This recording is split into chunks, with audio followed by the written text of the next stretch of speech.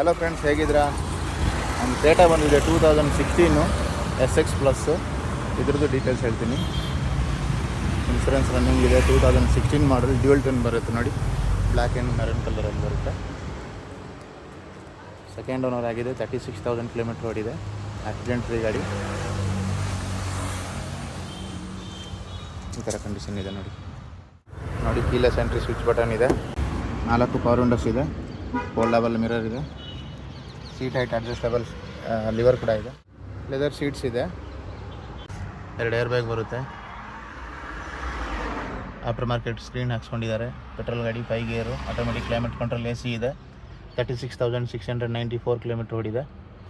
Interior neat and clean ಇದೆ. Second owner ಆಗಿದೆ. 2016 second owner Creta SX plus petrol.